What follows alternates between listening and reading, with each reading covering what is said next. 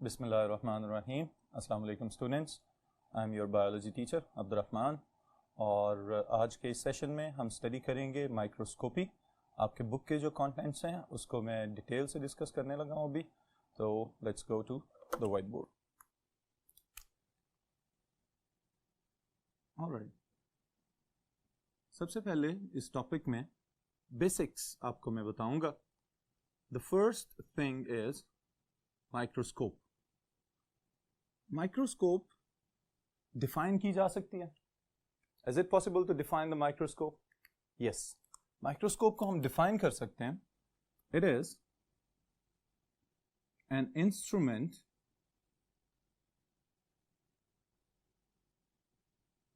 that is used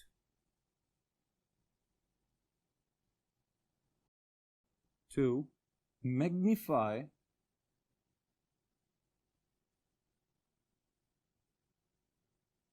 microorganisms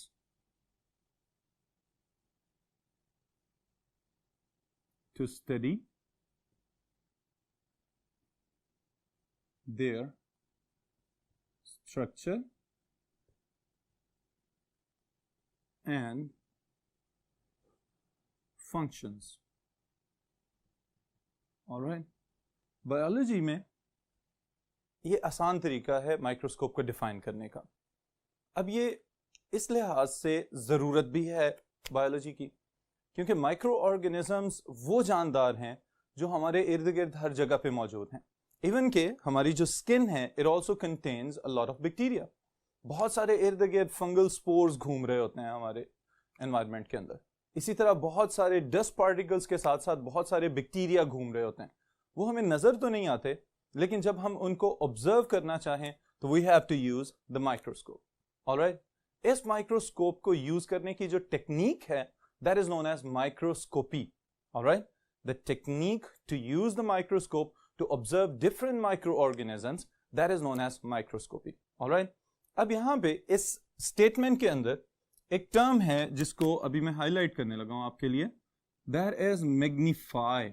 okay, magnify magnification से निकला है। Alright, this is magnification.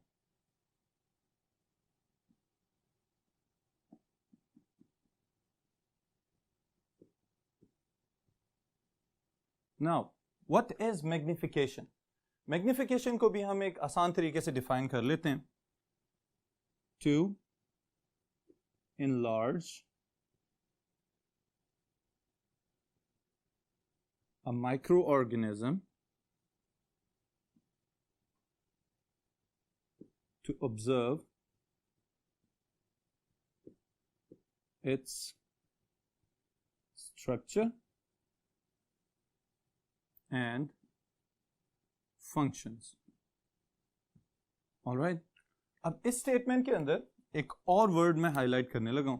That is to enlarge. Alright, enlarge को एक और तरीके से जो आजकल डिजिटल कैम्स वगैरह हम लोग यूज करते हैं उसमें एक और ऑप्शन होती है, that is to zoom in. Alright, किसी भी माइक्रो ऑर्गेनिज्म को, किसी भी ऐसी ऑब्जेक्ट को जो हमें आम आंख से नजर नहीं आ रही, अगर हम बहुत ज्यादा क्लियर करके, बहुत ज्यादा बड़ा करके देखना चाह रहे हैं ताकि हम उसके स्ट्रक्चर को ऑब्जर्व कर सकें, ताकि हम उसकी एक्टिविटीज को नोट डाउन कर सकें, तो that process is called magnification. हम उसको मैग्नीफाई कर रहे हैं, उसको बड़ा करके देखना चाह रहे हैं। बट यहां पे एक इंपॉर्टेंट स्टेटमेंट मैं आपको बताने लगा हूं। Magnification is nothing without resolution.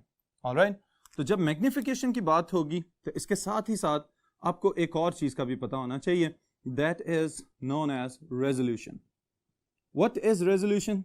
किसी भी चीज को क्लियर करके देखना, वाजे करके देखना, this is known as resolution. Resolution को अगर हम टेक्निकली डिफाइन करें तो हम कह सकते हैं to distinguish between two distinct or different objects, even points. Okay students, this is the way we can define resolution. Resolve कर लेना, किसी चीज को क्लियर कर देना, उसको मजीद अच्छे तरीके से देखने के लिए हम इसको रिजॉल्व कर देते हैं, इसकी रेजोल्यूशन बढ़ा दी जाती है. अब ये दोनों चीजें, magnification and resolution, they are the most important attributes of any compound microscope और एन इलेक्ट्रॉन माइक्रोस्कोप. ये दोनों चीजें डिटरमिन करती हैं कि माइक्रोस्कोप कितनी अच्छी है, कितना बड़ा करके वो इमेज दिखा रही है और कितना क्लियर करके इमेज दिखा रही है. That's why these are the two important attributes of any microscope.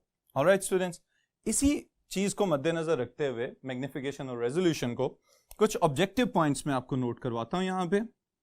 First of all, this is about the resolution. Alright, resolution of human आई, आपकी बुक में जो वैल्यू दी गई है दैट इज 1.0 mm. 1.0 मिलीमीटर का मतलब ये है कि it is an accurate value. Alright, accuracy को डिटरमिन करने के लिए 1.0 की फॉर्म में इसको मेंशन कर रहे हैं कि इससे ऊपर या इससे नीचे इसके अंदर कोई एरर की गुंजाइश नहीं है. Alright, next is the compound microscope. What could be the resolution of the compound microscope? तो कंपाउंड माइक्रोस्कोप हमारी आम आंख की निस्बत, नेकेड आई की निस्बत बहुत ज्यादा क्लियर करके किसी भी इमेज को दिखा सकती है, and that is up to 2 micrometers. Alright, that is 2 micrometer. फिर इसी तरह अगर हम इलेक्ट्रॉन माइक्रोस्कोप की बात करें, the electron microscope, इसकी रेजोल्यूशन ये उससे भी ज्यादा क्लियर कर सकती है किसी भी दो छोटे से छोटे पॉइंट्स को. That is 2 to 4 angstroms. Alright students, ये ऑब्जेक्टिव के लिए, मल्टीपल चॉइस क्वेश्चंस के लिए इंपॉर्टेंट स्टेटमेंट्स हैं, तो ये आप लोग नोट डाउन कर लें ताकि आप इसको आसानी से तैयार कर सकें. ऑलराइट, नेक्स्ट एक और कंपैरिजन है छोटा सा, और ये कंपैरिजन क्या है, रेजोल्यूशन के साथ ही साथ एक और कंपैरिजन कि कंपाउंड माइक्रोस्कोप और इलेक्ट्रॉन माइक्रोस्कोप कितना अच्छा और कितने परसेंट रेजोल्यूट कर रहे हैं इमेजेस को as compared to the human eye. Okay, so this is comparison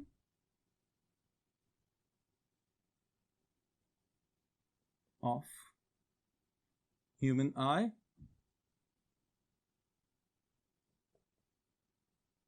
and microscopes, compound microscope and electron microscope. So the first point is compound microscope.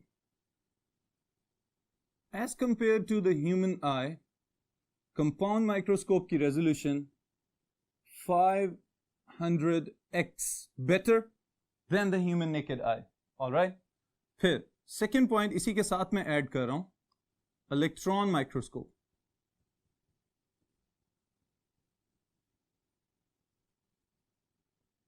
Electron microscope is better than the compound microscope. It can resolute 500 times better than compound microscope. Alright? तो इसका मतलब यह है कि अगर electron microscope compound microscope की निस्बत 500 गुना ज्यादा अच्छी रेजोल्यूशन जो है प्रोवाइड कर सकती है, तो इसका मतलब है कि ह्यूमन आई की निस्बत कितना होगा. तो उसके लिए स्टूडेंट्स इन दोनों वैल्यूज को अगर आप मल्टीप्लाई कर लें तो एक बड़ा क्लियर कट कंपैरिजन आ जाएगा. Electron microscope resolution compared to human eye. So the compound microscope, उसकी रेजोल्यूशन थी 500 times better than the naked eye. Okay? फिर इलेक्ट्रॉन माइक्रोस्कोप की resolution 500 times better than the compound microscopes. And then the electron microscope compared to the human eye, तो ये आपको 250,000 times better resolution provide कर सकती है. Okay इसका मतलब क्या है, अभी यहां पे एक पॉइंट मैंने आपको बताया था कि 2 to 4 एंगस्ट्रॉम डिस्टेंस हो अगर दो पॉइंट्स के या किसी दो पार्टिकल्स के दरमियान में, तो इसका मतलब है कि आप इलेक्ट्रॉन माइक्रोस्कोप के नीचे उसको बहुत क्लियरली ऑब्जर्व कर सकते हैं। ऑलराइट स्टूडेंट्स, सो ये है बेसिक चीज हमारे पास according to the objective and multiple choice questions. Next, there is a short question और मैं चाहूंगा कि आप इसको बड़े गौर से सुने और बड़े अच्छे तरीके से याद करें। इंपॉर्टेंट शॉर्ट क्वेश्चन है। शॉर्ट क्वेश्चन के अंदर हम देखेंगे how to calculate the magnification power of compound microscope. जो लाइट माइक्रोस्कोप होती है उसकी मैग्निफिकेशन पावर किस तरह से देखी जा सकती है।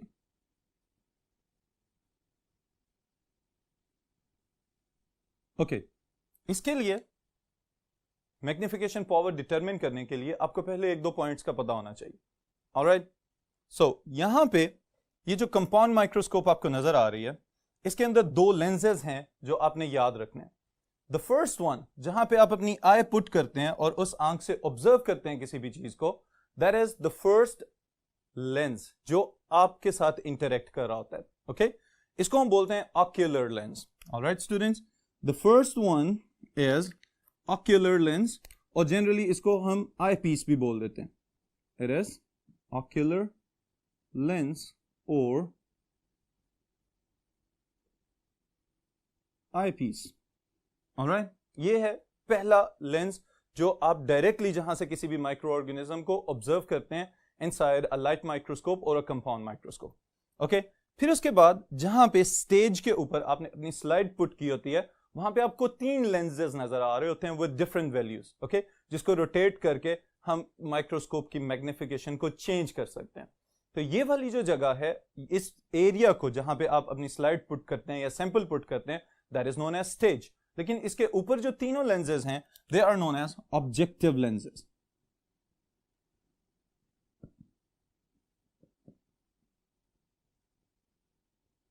ऑलराइट स्टूडेंट्स, तो ये दोनों लेंसेज आपकी कंपाउंड माइक्रोस्कोप की मैग्निफिकेशन को डिटरमिन करेंगे। किस तरह से डिटरमिन करेंगे कि यहां पे देखें आपको पहले ऊपर वाला आई पीस ऑक्यूलर लेंस नजर आ रहा है, फिर उसके बाद जो दूसरे वाले हैं they are the objective lenses. Objective lenses can be rotated, इनको आप रोटेट करके पावर को चेंज कर सकते हैं किसी भी ऑब्जेक्ट को मैग्निफाइड इमेज हासिल करने के लिए।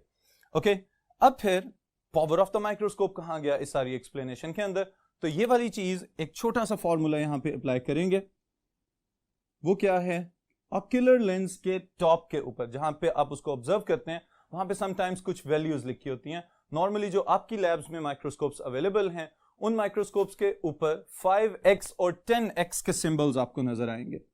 Alright, they could be 5x और they can be 10x values lenses. Alright, this is for the ocular lens. Okay, फिर इसके बाद जो दूसरे वाले ऑब्जेक्टिव लेंसेज हैं, ऑब्जेक्टिव लेंसेज के साइड्स के ऊपर जो पेरीफ्री होती है उसी के ऊपर आपको कुछ वैल्यूज लिखी हुई नजर आएंगी। वो वैल्यूज नॉर्मली जो हमारी लैब्स में यूज हो रही हैं माइक्रोस्कोप्स, उनके अंदर 40x, they can be 50x and so on, depend करता है कि आप किस तरह के इमेजेस को ऑब्जर्व कर रहे हैं। Alright, this is the value for the objective lenses.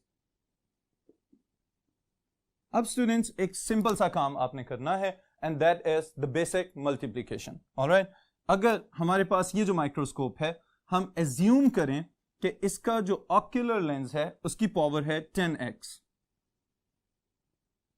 Alright, और 10x पावर के ऑक्यूलर लेंस के साथ जो इमेज आप ऑब्जर्व कर रहे हैं वो आप ऑब्जर्व कर रहे हैं with the power of 40x objective lens. Okay, तो ऑब्जेक्टिव लेंस की पावर कितनी है, 40x। अब इन दोनों को सिंपल मल्टीप्लिकेशन के थ्रू अब मल्टीप्लाई करेंगे, तो मल्टीप्लाई करने के बाद हमारे पास जो रिजल्ट आएगा दैट इज 400x। ऑलराइट, इसका क्या मतलब है, this is the magnification power of that compound microscope जो आप यूज कर रहे थे अपने सैंपल्स को ऑब्जर्व करने के लिए। Alright students, so this is a short question.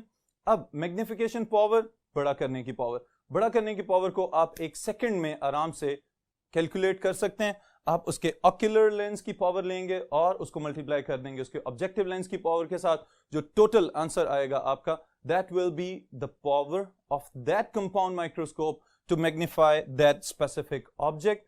कि अब ये माइक्रोस्कोप आपको आम आंख की निस्बत 400 गुना बड़ा इमेज जो है वो प्रोड्यूस करके दे रही है. So this is the magnification power. Alright, and this is the whole answer to your